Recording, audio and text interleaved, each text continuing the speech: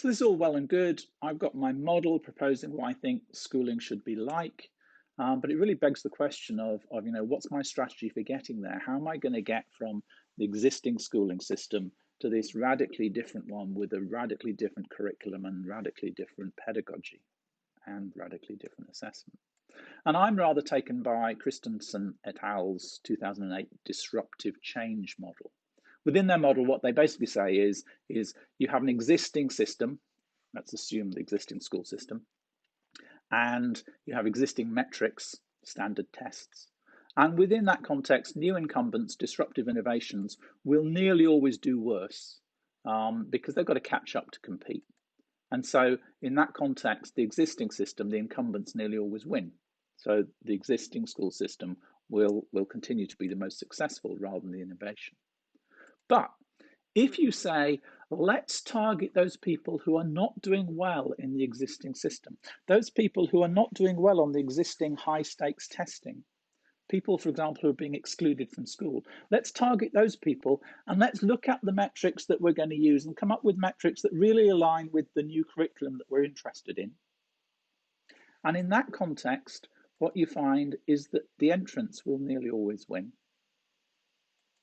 And we actually have an example of this model being used in Australia with big picture schools in Australia. Now, big picture schools take a model that says, we're going to have young people who are working on passion projects. So they're not working on externally defined curriculum, they're working on things they've chosen that they're passionate about and that they really want to engage with. We're going to put those young people in advisory groups of 17 students with one adult, and they're going to stay together for 4 years. So they're going to have time to develop the relationships, to get to know each other, to build the trust that is really essential to really high quality learning. They're going to work out in the community for at least 1 day a week.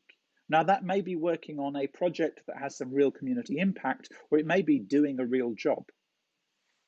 At the end of each term, they're going to do a public performance in which they're going to tell people in the community what they've done and what they've learned from doing it. But by and large, most students within the big picture schools don't come out with HSCs, they don't come out with an ATAR score. They come out with a portfolio of evidence about all the projects they've worked on and what they've learned from working on those projects, but they don't have that ATAR number. And what's interesting about how this is being implemented in Australia is that you've got mainstream schools very often who have their standard provision with kids who are going to work through, they're going to do their 50-minute lessons in biology and chemistry and whatever the other HSC subjects might be. They're going to do the high stakes tests. And then they set up a big picture academy strand within the mainstream school. So this isn't a whole separate system, it's just a strand of activity, a different program within the mainstream school. And students can move between the standard program to the big picture academy. And in some schools, it's kids who are failing in the standard program, they're being excluded because they've got behavior issues, or they're not achieving academically. And they think they're going to do better in the big picture academy, so they move them across. In other schools, it's students who've been labelled as gifted and talented, who are being held back, who are bored within the standard program and want to be able to really fly and do the things that they're passionate about, which Big Picture Academy will allow them to do. Now, what this model allows is for you to build up evidence gradually that the Big Picture Academy approach works. And we have got some of that evidence already emerging. The New South Wales Department of Education did some research a couple of years ago that demonstrated that for the kids who were in the Big Picture Academy, they achieved much more than they were achieving within the standard program. And then you've got really more radical approaches. The Open University, where I worked for 23 years, just celebrated its 50th anniversary last year. Now, the OU is quite interesting in that it has no entry requirements for most of its undergraduate programs. If you want to do a degree, you just sign up to do a degree. No qualifications required unless you're working in something like teacher education where the government, some external body, has specified some standards that you have to meet. But for most of the programs, no entry requirements. And the evidence suggests the OU has been incredibly successful. We have research assessment exercises in the UK, and the OU does really well in them. We have teaching quality assessments in the UK, and the OU does really well of them. We have student evaluations of the quality of provision, and the OU does amazingly well in those. And if we look at the outcomes for students once they've graduated, most of our graduates get jobs really quickly. So the model works. But it really requires a radical rethink about assessment and what assessment is for. And part of the problem in our existing system is that the high stakes testing serves two functions. It serves a function about sifting individuals' life chances. How well did you do in your HSCs? What ATAR did you get?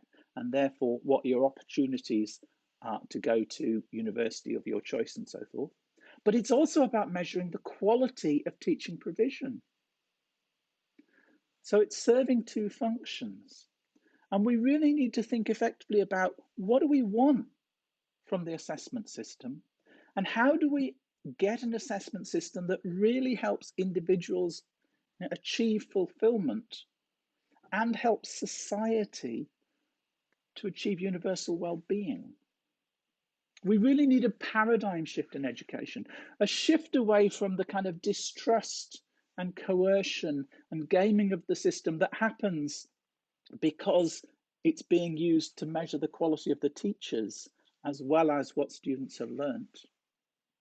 We need to move to a system in which we trust teachers, where there's meaningful engagement, where success relates to the degree to which students are achieving individual fulfillment and we are achieving universal well-being. And interestingly, this is possible. And that's been evidenced in the COVID-19 situation, where in some jurisdictions, in some countries, they've moved away from high stakes testing this year and they're trusting teacher judgments. So in the UK, they've cancelled the high stakes testing, the A levels this year, and they're going on teacher judgments and students' past performance over the previous 2 years. And we're seeing a similar sort of thing in Australia, where the importance of teacher judgments is becoming much more important, and we're weighing up what have the kids demonstrated they can do in school over the last year, rather than relying on a couple of hours of sit-down examination. So there are strategies for moving forward. The ones I've talked about at the moment are about systemic change. And of course, for you as an individual, particularly as a new teacher, when you graduate, it's really hard for you to influence systemic change in that way.